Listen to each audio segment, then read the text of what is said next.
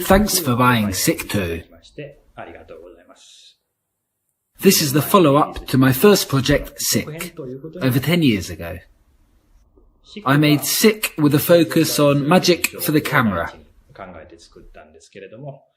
But since then I've had more opportunity to perform live, and my focus has shifted to more practical surefire techniques.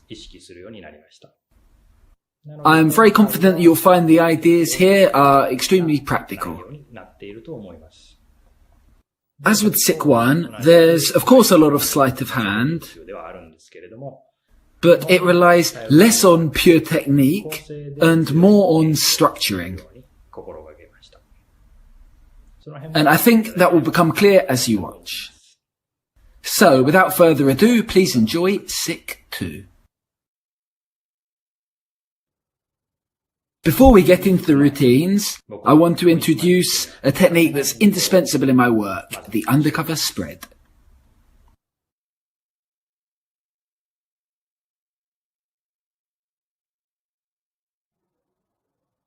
The undercover spread is a move I really like, and it's maybe the technique I use most of all.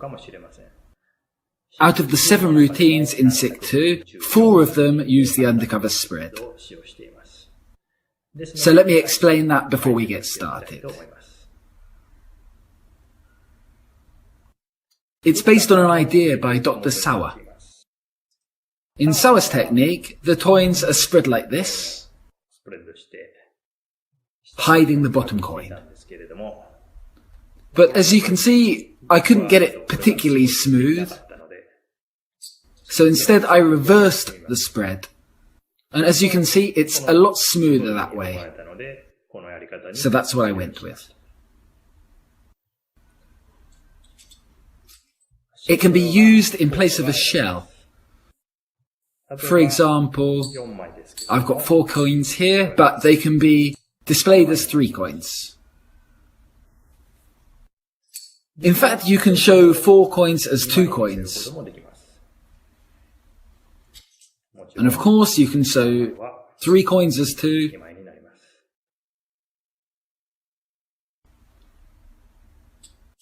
2 coins. Well, unfortunately, 2 coins can't be shown as 1. So in that case, you're better off using a shell. The undercover spread does have some advantages over a shell. For example, when you're going from 2 coins to 3 coins, it's a much smoother action. And of course, because they're all regular coins, you can show both sides of all the coins. And you don't need to worry about the order or the orientation of any of the coins, since you're ready to go into the technique absolutely any time. As for the technique itself, start with 4 coins in a pile in finger palm position. You want the coins to be beveled slightly towards your palm, like this.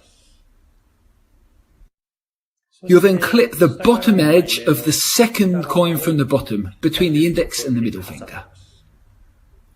If you now tilt the coin slightly forwards, as the coins spread, the bottom coin is going to be hidden. It's the same thing with 3 coins. It is quite a fine, precise movement, so it might be a little tricky before you get the hang of it. So there is an easier method. Grip all 3 coins and use your thumb to simply push over the top coin. You'll then be in undercover spread position.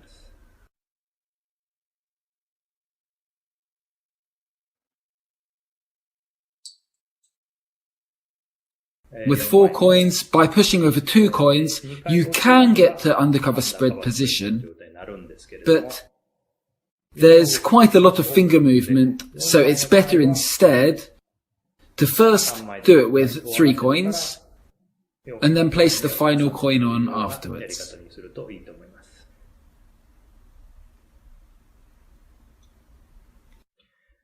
I find it easiest with larger coins. Dollar-sized coins work particularly well.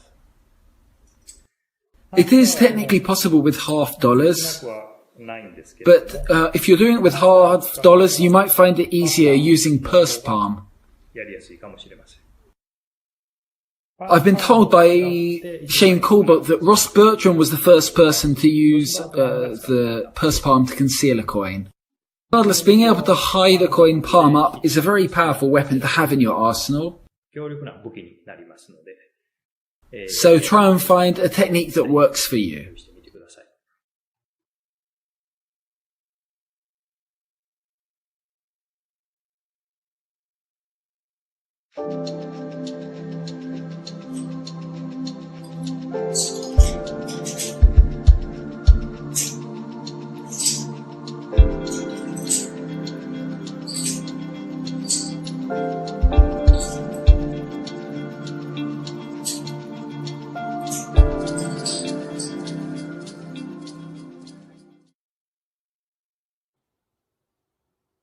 I am a big fan of 3-fly. The appeal of 3-fly is that it's very visual. But that is also one of its weak points. I feel like it's fairly easy for people to see what's going on. For example, let's say I have 3 coins, and one disappears.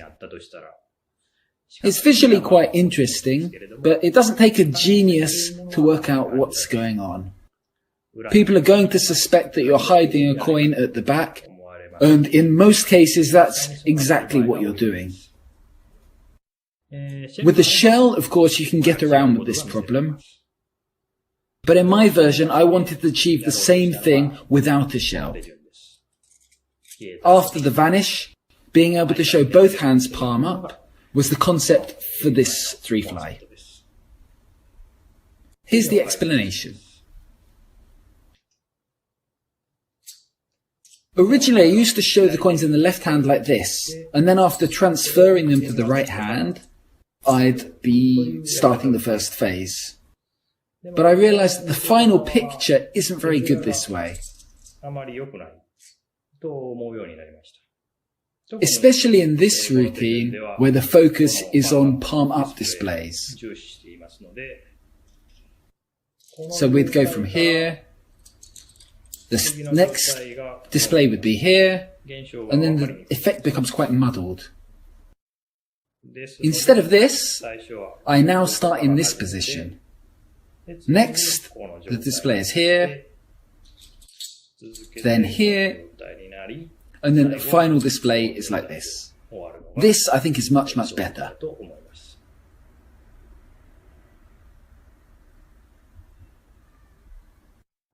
So start with 4 coins here, in undercover spread position, showing 3 coins.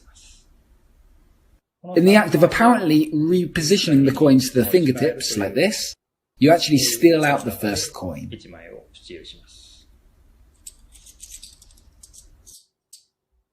Show 3 coins, take 1 coin normally. Next, you'll push the top 2 coins forward and place them into the left hand like this.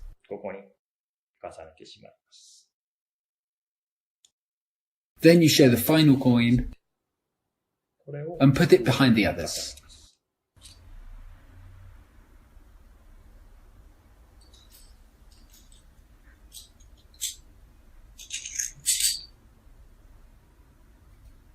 Now you're able to show the first phase.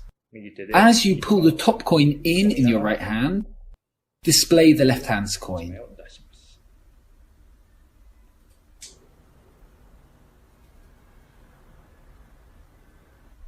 Then as you're showing both palms, the right hand will do the undercover spread.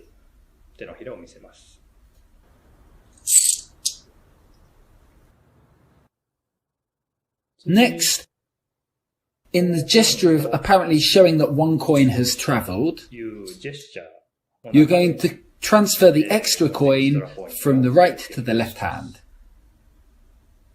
The exact details are this. As the hands are raised, push the top 2 coins out as you take the bottom coin into your left hand. It looks like you're simply tapping the left-hand coin, but in fact you're transferring the extra coin.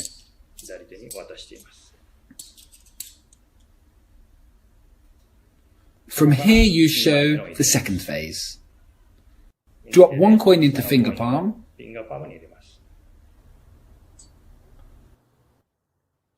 and do this as you're pulling out the left-hand coin to the fingertips.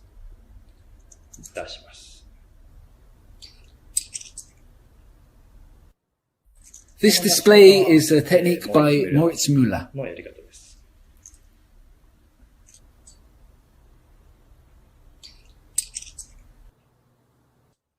And this is the second phase. Again, I'm going to show the hands palm up, but the coin in right hand finger palm gets pushed between the pinky and the ring finger. The movement's like this.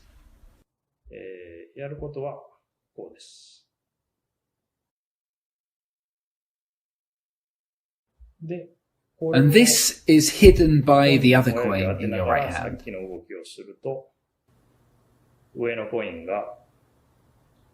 And that hides the gap.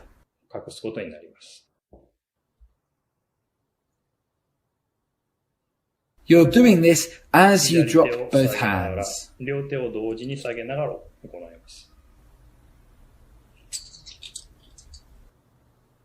And by doing it this way, any sound that the right hand makes gets masked by the left hand's coins. And you end up in this position. From here, again, you're going to raise the hands. But as you do so, you're going to deposit the clipped coin into the left hand. As the hands come together, slide the left coin up like this and raise your hands.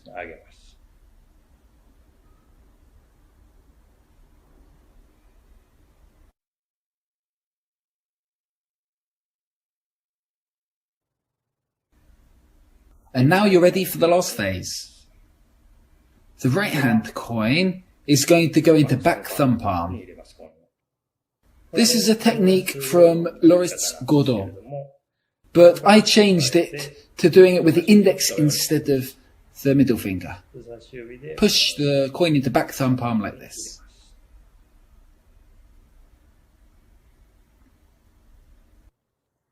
At the same time you do this, bring the left hand palmed coin to the fingertips.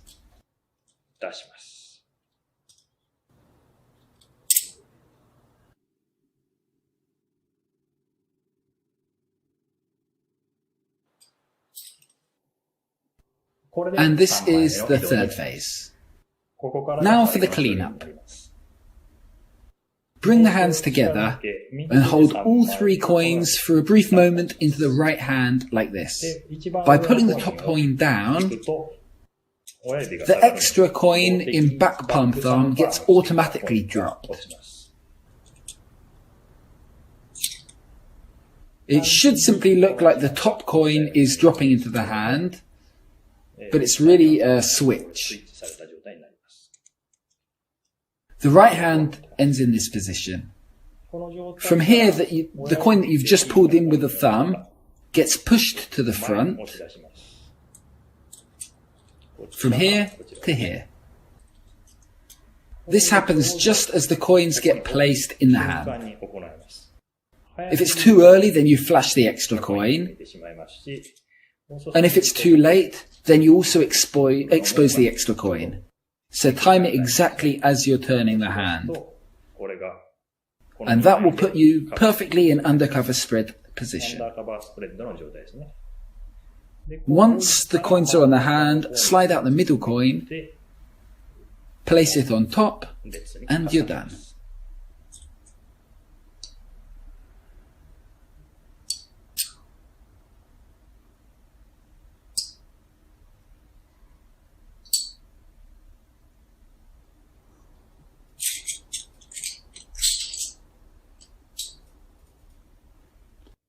This is the final display. By showing this position after each phase, it's not just more deceptive, but the effect itself is much clearer. By making things visually clearer and easier for the audience to grasp, it helps the overall impression of the effect, which I think is very important in any magic.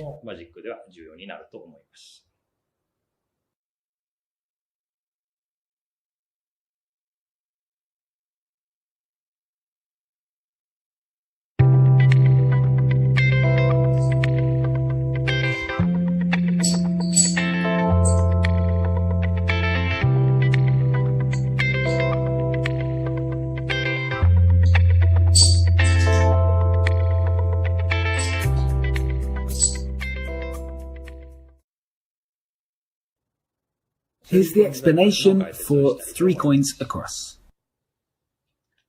Again, I used to display the coins in the right hand and then do a false count 1, 2, 3 to the left using the click pass and then show the first coin.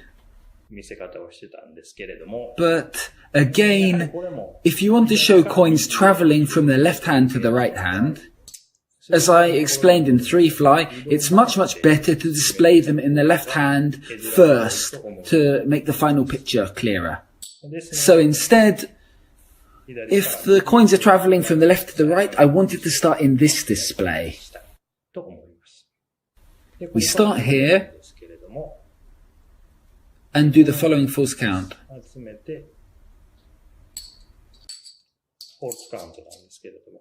What I'm doing here is dropping 1, 2, and making sure that the second coin is slightly closer to the finger and thumb. And by lifting my index finger up, the coins will clink together. If you time this clink with a drop vanish in the right hand, just like this, dropping the coin and taking it into finger palm. Timing these together, it's very convincing. 1, 2, 3. And that's the false count.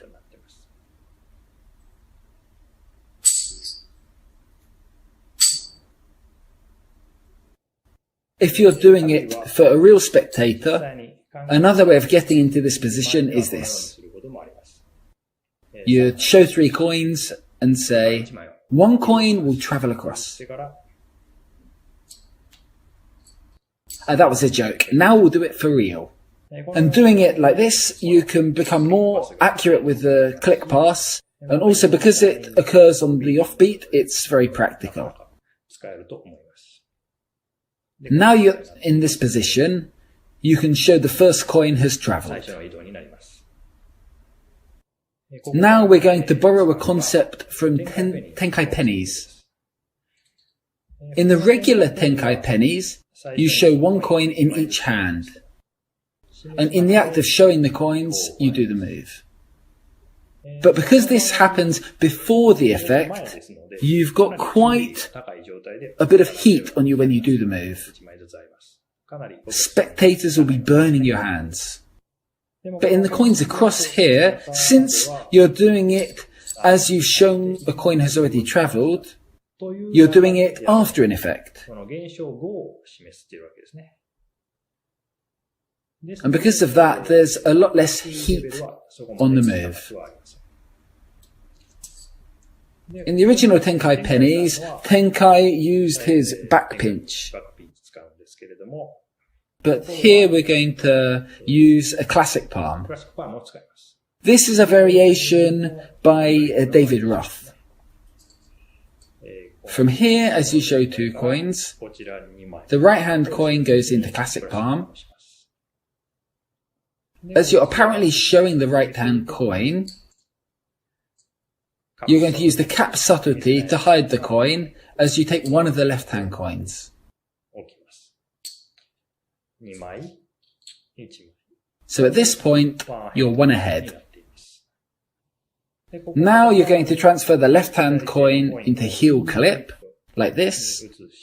And as you raise the right hand up, steal the coin into your right hand.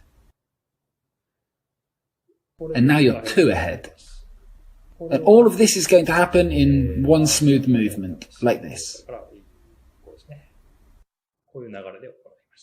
And you're 2 ahead.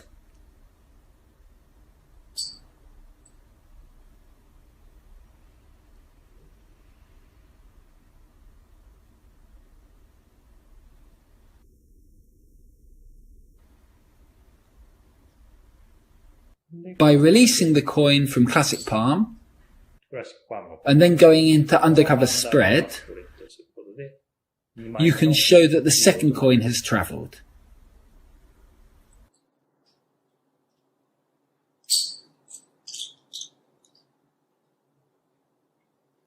Of course, as well as showing that the second coin has travelled, we're also showing that the coin hasn't yet travelled, the third coin. And from here, without any moves at all, we can get the third coin to travel. By getting 2 ahead, you really can add to the impossibility of an effect. This is because people, when looking for a cause, they tend to look at what happens immediately before the effect. In the case of most coins across routines, you'll have move, effect, move, effect, move, effect, this structure. But because the cause happens immediately before the effect each time, it's not too difficult for the audience to backtrack.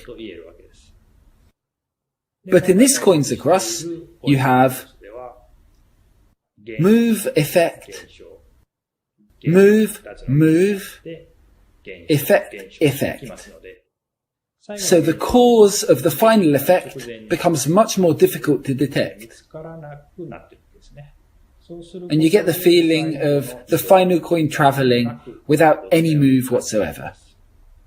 And because the last impression has a big impression on how the whole thing is seen, particularly in this case where you've already repeated the effect twice, so the audience already know the pattern and are anticipating the ending. So at this point the focus is at the highest. And if you can achieve the effect with no sleight of hand at all, it's much, much stronger. And by getting 2 ahead, you're able to elevate the routine. For example, in Akira Fuji's Jet coin, he uses 2 ahead to achieve a really baffling effect. In Winged Silver, which I'm going to explain next, I also use the 2 ahead principle. I hope you're also able to look for opportunities to get 2 ahead in your own routines.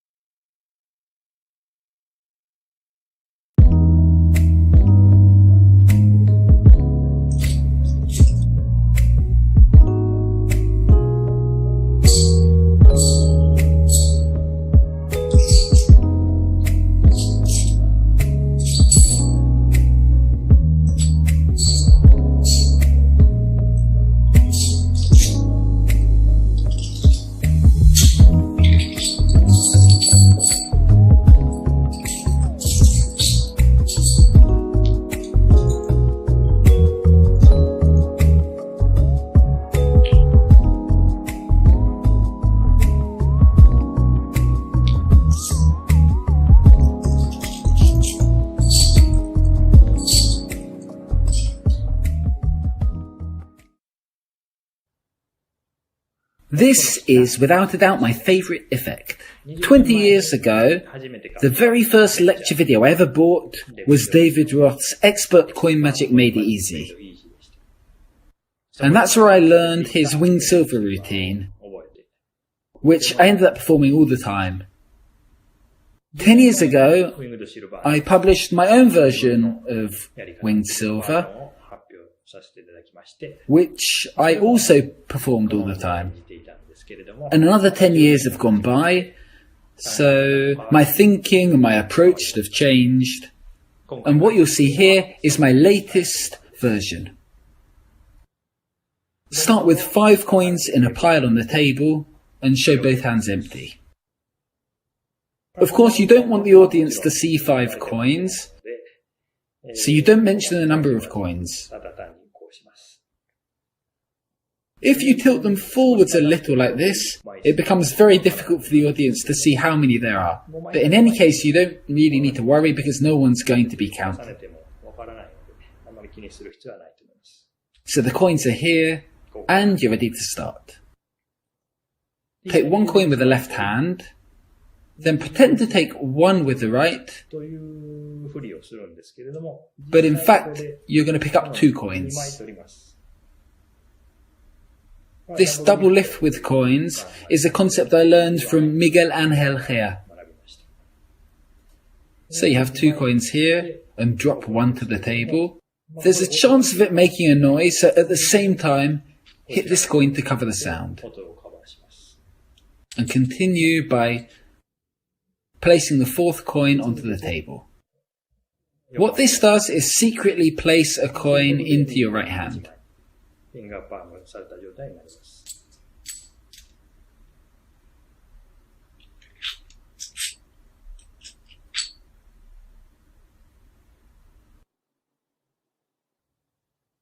One, 2, 3, 4, in this rhythm. From here, you're going to place the 4 coins into the left hand.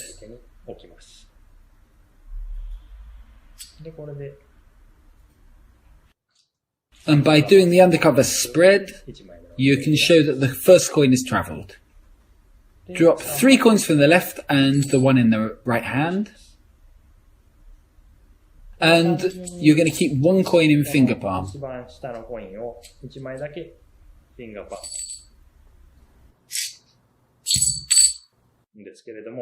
But if you find this difficult, which might be the case, then you can do basically a friction pass to keep the coin in your hand.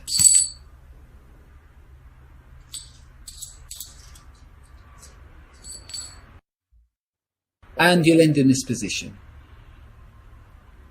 From here, you're going to do a click pass. As you drop this coin, you do a force transfer. I want to talk briefly about this force transfer here. This is the one that I use most often.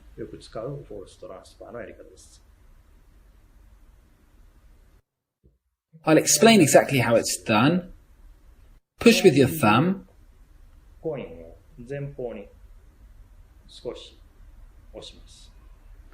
And use your index and middle fingers as stoppers. When you release these stoppers, the coin is going to fly right into finger palm.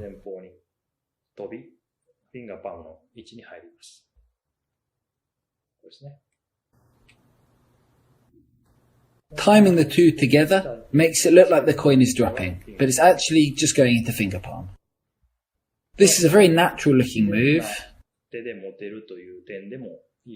and it also works as a click pass as well, as you'll see.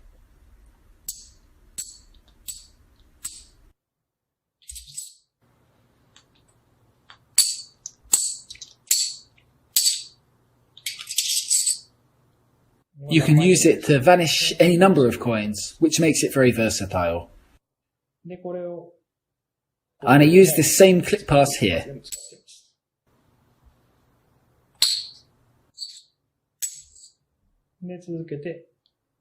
Like this.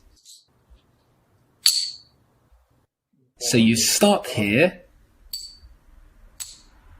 and you end up here getting 2 ahead.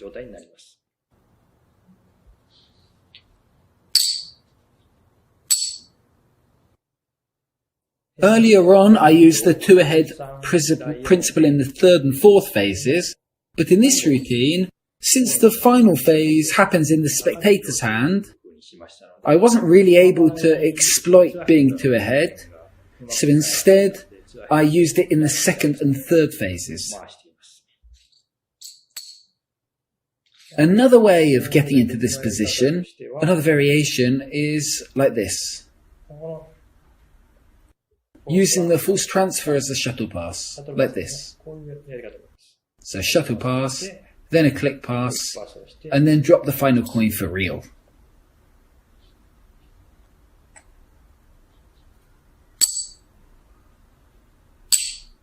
And this gets you in the same position. Regardless, you're in this position, you pick up the final coin, and by doing this, you can show that the second coin has travelled. So the right hand is now in undercover spread position.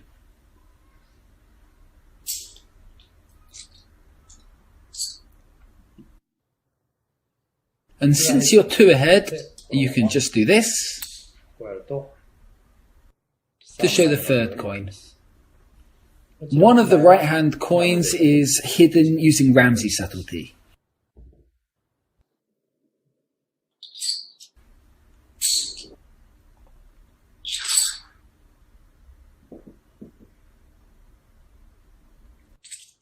Another way of doing it is bringing the coins to the fingertips, like this, and then have the coin travel visually, as in 3 fly.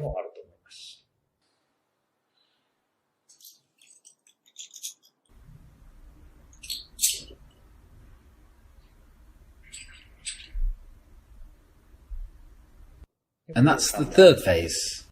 Now comes the final coin. To finish, stack the coins like this as you do the undercover spread, and get the spectator to hold out their hand for the final coin.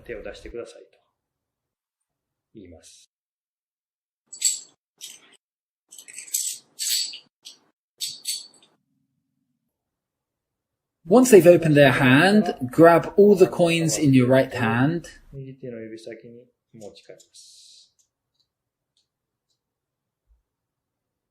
Now they're still in undercover spread position, so they look like 3, but there's 1 coin hidden underneath.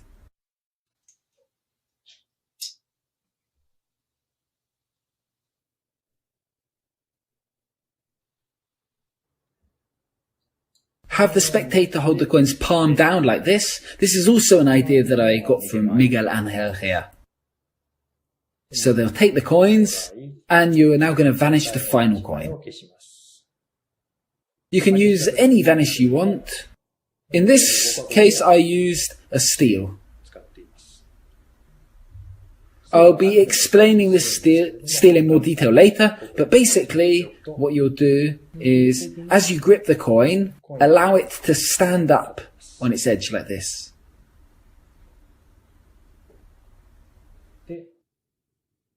By tilting your hand, the coin can then roll down.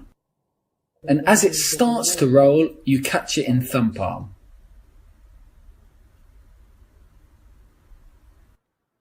Like this.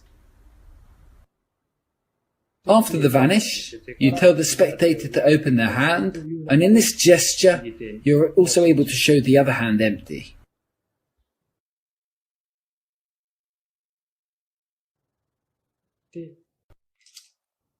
Once the spectator opens their hand, of course, they'll see the 4th coin. You take 2 coins in each hand, like this, and using the undercover spread,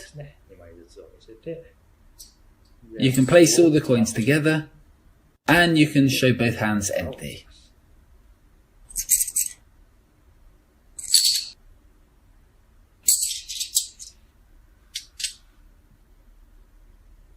This is one of S1ck2's most practical routines, so please give it a try.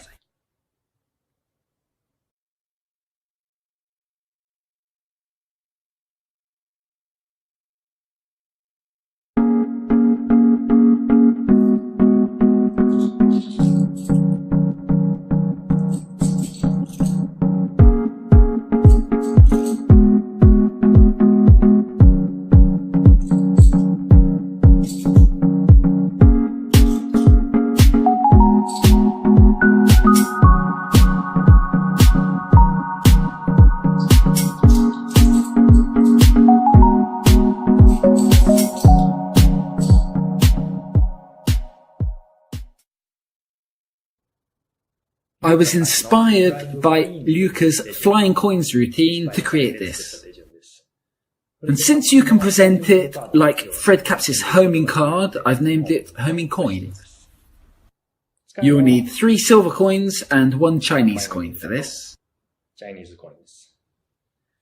Using the undercover spread, you can show the stack of coins as 3 silver coins. And this is the starting position. Move the 3 silver coins to the right hand fingertips to display them.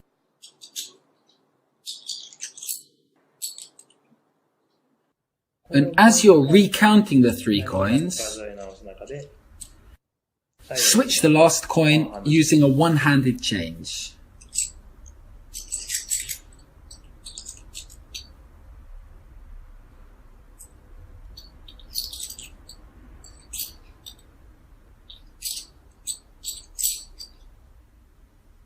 This one-hand change does have noise issues, but since you're doing it as you're counting the coins, the sound is completely hidden. This coin you're going to apparently put into your pocket, but in fact you're doing essentially a retention pass in the pocket. Hold 2 coins in your right hand, and then do a change. As you pull the top coin, you pull the coin out from finger palm like this.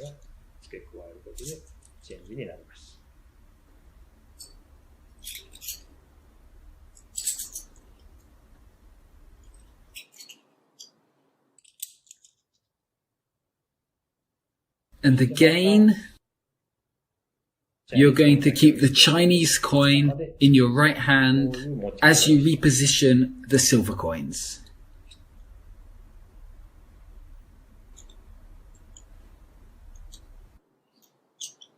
This coin is only very lightly supported. So just by relaxing the hand, it will automatically drop into finger palm.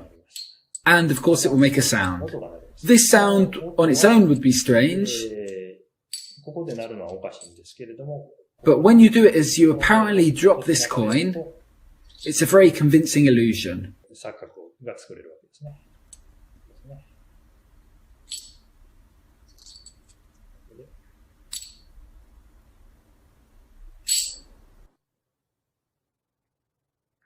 Keep the Chinese coin held here in a sort of curl palm position with the index finger.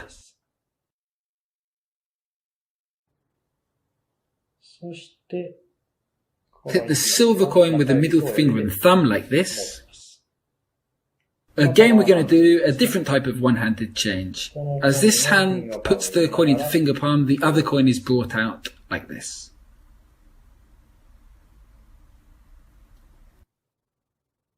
Like this.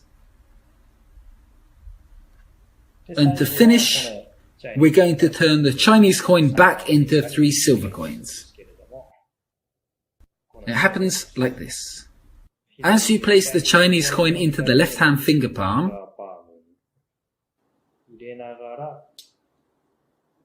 at the same time bring out the 2 silver coins and reposition them in the right hand like this.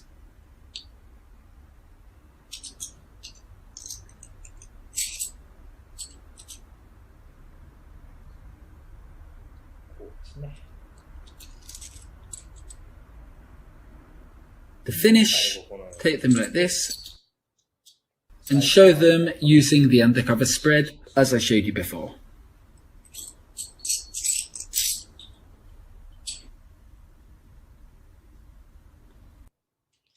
I think this is an interesting effect, and there's a lot of potential for other handlings, so please see what you can come up with yourself.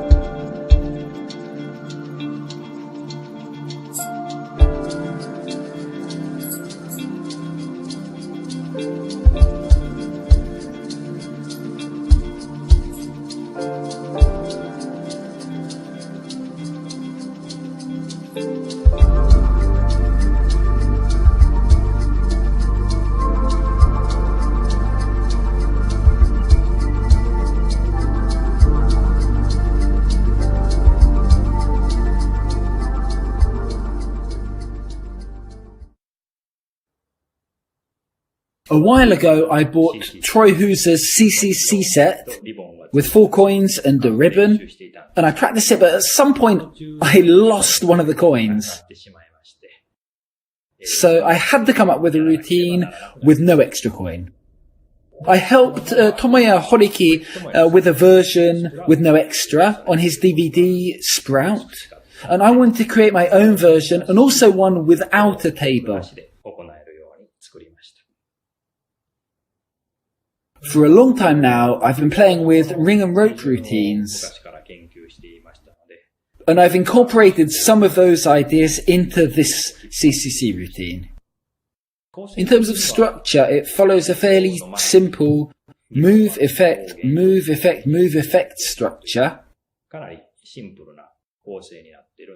But I've tried as much as possible to make the moves as natural as they can be, and also make them flow within the routine. I also wanted to give the impression that the coin is still attached to the ribbon right up until the effect. And I wanted to make the coin penetration feel as real as possible. First, take the 3 Chinese coins together in spellbound position like this. And put the ribbon through the coins like this. Once you've got to about here, as you drop the hands, in the action of pulling the ribbon through, you're going to steal the bottom coin like this.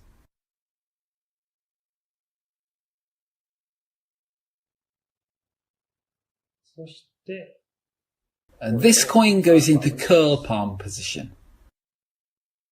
At the same time as you do this, the left hand moves its coins from spellbound position up to the fingertips like this. Make sure as you do this that you leave a gap between them. You're now going to slide the curled palm position coin into this gap. And hold the 3 coins like this. Switch hands and pull the ribbon halfway through.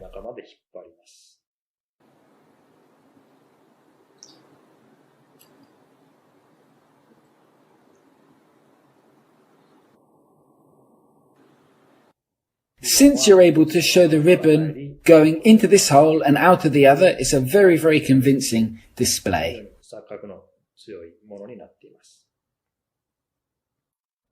Show the coins like this and put them into left hand finger palm position.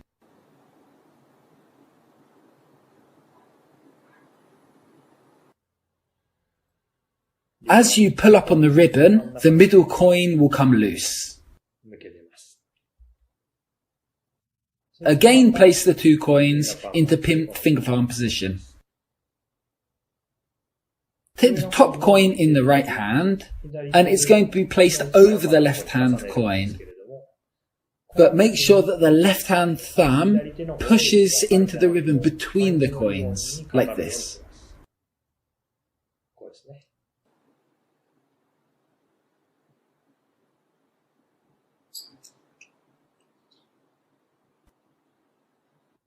So it's now trapped inside. The coins are pushed together, but held at the edge, so there's a small gap at the top.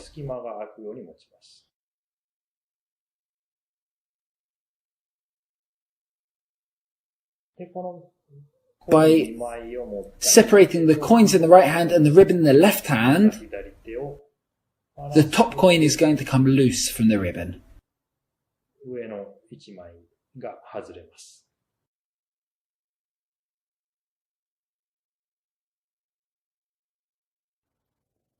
Once it's completely free of the ribbon, align the 2 coins.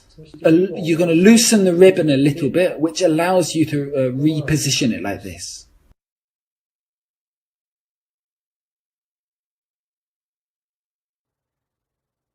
By repositioning your right thumb,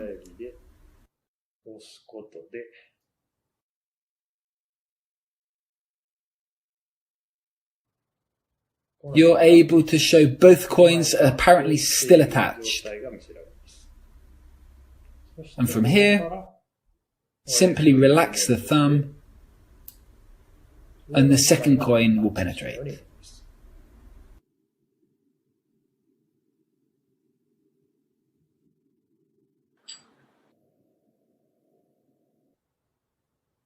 This is a small but important point. If from this position the bottom coin were to penetrate, I think people would likely suspect that it was loose from the beginning. But because here it's happening with the top coin, the feeling really is that it penetrates at that moment. And now for the last coin. In the action of passing the coin from right hand to left, the coin's going to be released. The key to this is the middle finger of the left and the right hands. The left hand middle finger is going to go in the middle of the ribbon,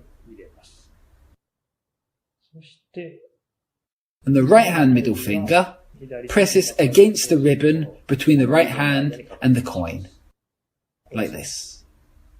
The right hand then takes the coin between index and thumb,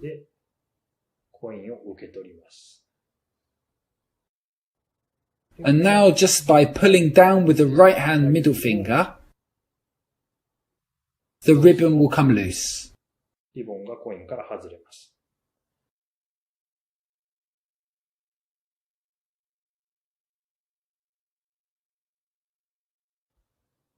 It should just look like you're simply switching hands. But in this action, the coin is actually freed. So you show the coin, and the coin's already out. Lower the ribbon again over the coin and cover that hole with the thumb. And as with before, it really looks like it's still attached.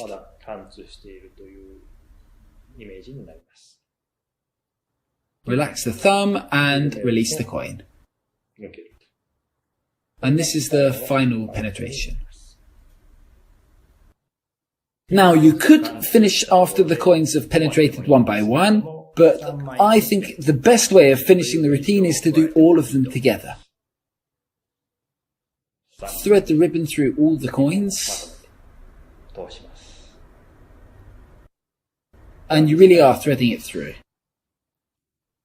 Place the coins in finger palm position, but make sure that the ribbon ends up clipped between index and middle fingers.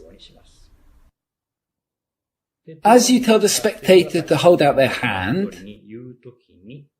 reposition the coins between ring and thumb, and keep the ribbon clipped between these fingers here. This is going to create a small gap, and your thumb of the left hand is going to go into this gap.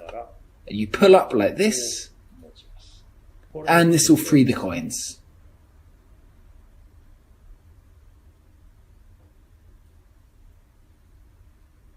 Let me show you the timing of this.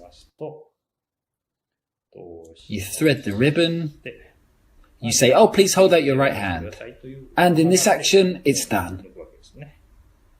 As the spectator's opening their hand, you use that opportunity to get your middle finger to clip the ribbon like this.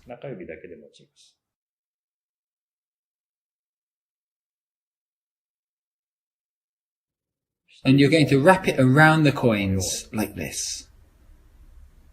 And then you cover the holes with your thumb. This again makes it appear still attached. From here, you're going to place the coins into their open hand. And the ribbon's going to be still wrapped around like this. So you cover this with your fingers as you get the spectator to close their hand over the coins. If they hold the ribbon in their left hand and pull, as long as their hand is tense, then the coins will never come loose. But you get them to massage the coins or to loosen their hand. and only then will the coins come loose. So not only have the coins all penetrated at once, but it's also happened in the spectator's hand, which makes it a very, very good finale. All of the phases in this routine are modular, so you can use any of them individually or in other routines as well.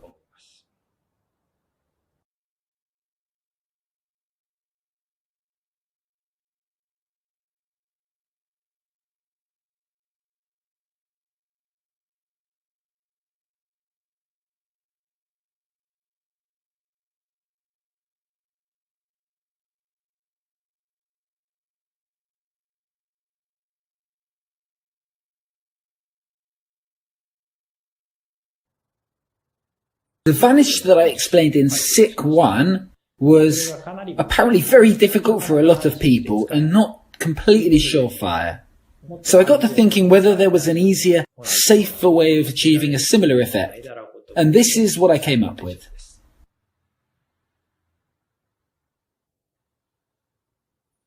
I use a steel to achieve the vanish. Of course, if you vanish something using a steel, there's always going to be heat on the other hand. Let's say there's a coin in my left hand, the hands come together, and the coin vanishes. The right hand's always going to be suspicious. So my thinking was that if you can't get rid of the suspicion in the right hand, then why not leave the coin in the left hand? So this is what I did. Let me explain the steel in detail. As you close your hand, raise the coin up to the fingertips like this. And as the hand relaxes, you're just going to use gravity to let the coin roll down like this. And as it rolls down, you're going to catch it in the right hand thumb clip like this.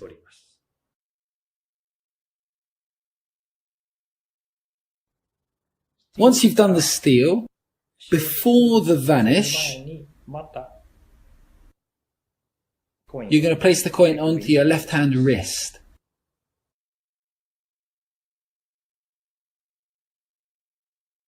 And using a magic gesture, you can, for the first time, show that the coin's vanished. This is a nice vanish, but turning the coin as you turn the wrist is quite difficult.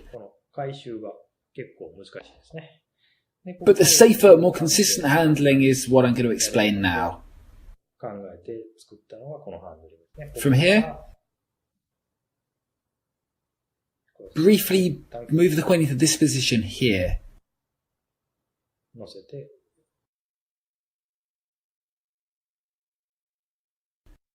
You're apparently just showing both sides of both hands. It's a subtle hand-washing motion as you're showing both hands. From here, you're going to transfer the coin like this into right hand finger palm.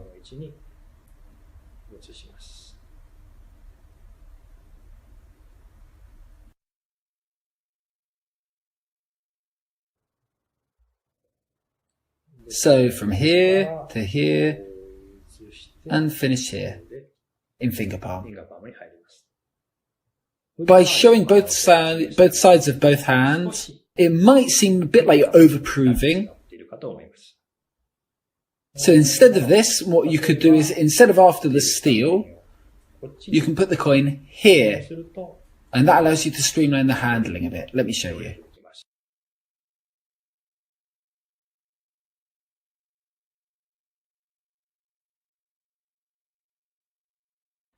Alternatively, once you've placed the coin behind the wrist, you could move the coin directly into finger palm, which makes the handling even simpler.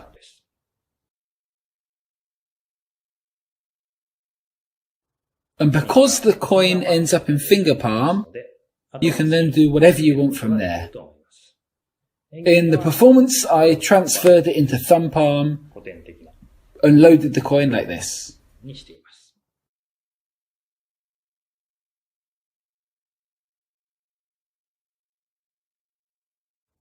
while it does have angle issues, it doesn't present any technical problems. So I hope you're interested in the concept of turning your wrists as you vanish the coin.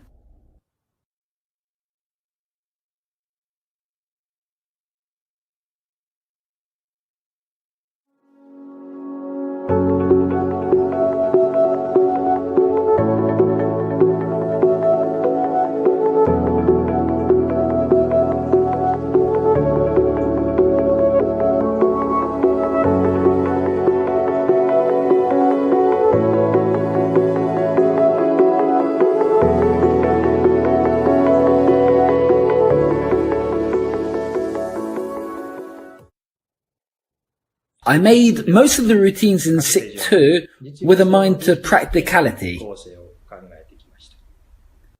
But this spellbound is the one exception. To me, spellbound is more of a creative or technical exercise, something to practice, rather than a trick to show lay people.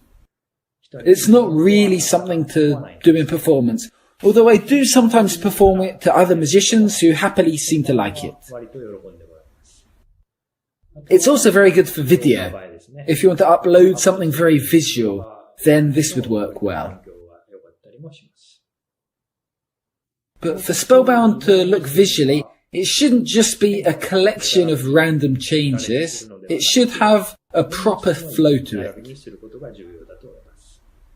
As well as this, to raise the impossibility, you really have to get rid of the feeling of an extra coin. Of course, you are using an extra coin, but you have to get rid of that wherever possible. It was with these points in mind that I created this version of Spellbound. Let me go through the routine move by move. At the start, the left hand has one coin in finger palm, and the right hand has the Chinese coin also in finger palm. The right hand mimes taking the coin, and as it does so, it moves to this position. The left hand coin is hidden in Ramsey subtlety, so the hand appears empty. Here you're going to relax the hand and let the coin drop from finger palm. And as it drops, catch it with the right hand. And this is the appearance of the first coin.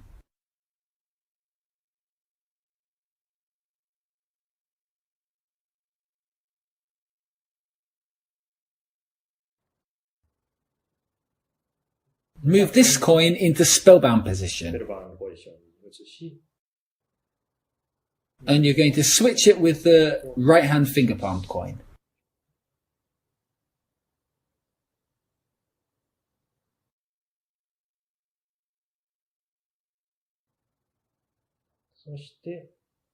You're then apparently going to turn the coin, but as you do, you'll pull it in with the thumb as you bring out the silver coin. You're essentially doing this, but at speed and turning the wrist, it changes.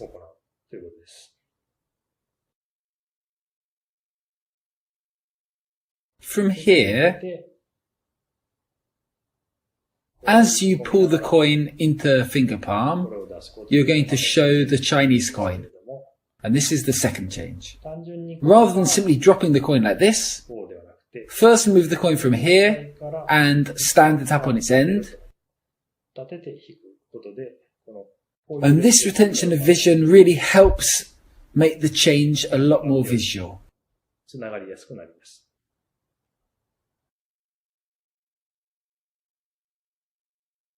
You are now going to move this coin into deep back click position.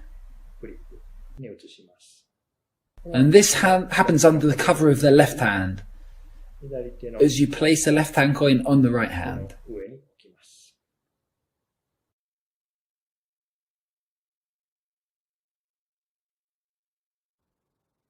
So now you're in this position. From here, As you transfer the clipped coin into left-hand finger palm, bring the silver coin to your fingertips.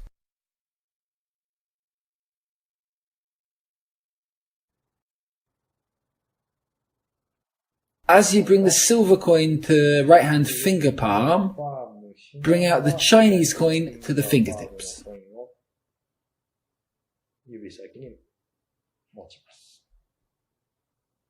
And if you do this in one action, it appears as a color change.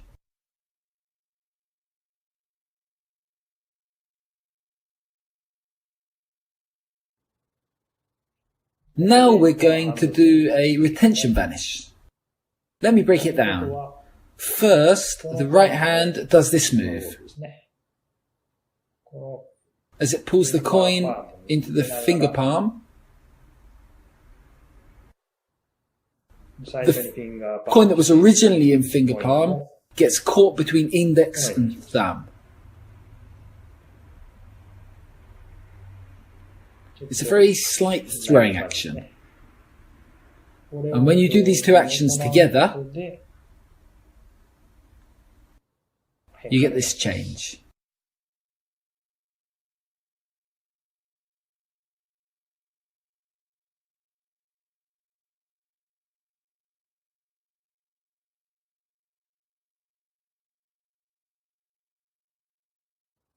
From here, you're going to do a bobo switch. But if you catch it at the fingertips, it's much more visual, much prettier.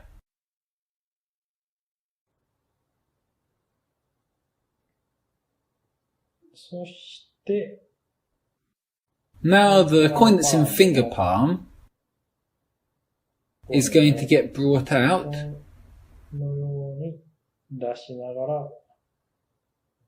And this happens just as you drop the left-hand Chinese coin.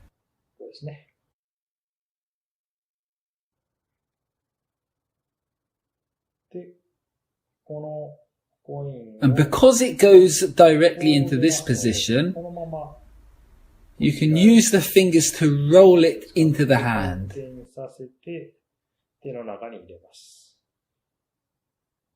When it's entered the hand, just by bending the middle finger, you can clip it back into your right hand palm.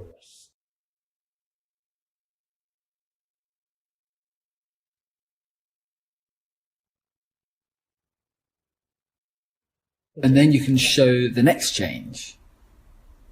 As you're showing this change, the silver coin gets moved into front palm like this.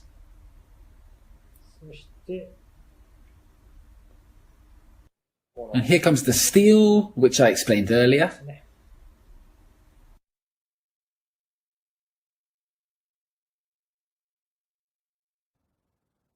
And now you're able to show the vanish.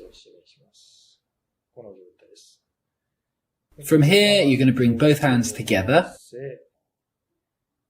And in a kind of hand-washing motion, move the front coin into left-hand finger palm and the other coin into left-hand classic palm. And then you're able to show your right hand empty as well.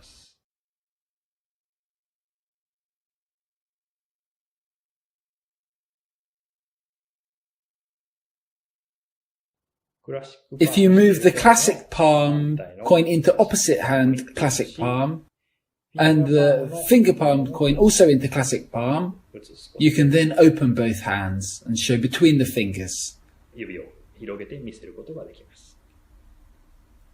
once you've shown the vanish, that's the end of the routine. I think there are quite a few interesting changes in this routine, and I hope that there are some ideas that you like.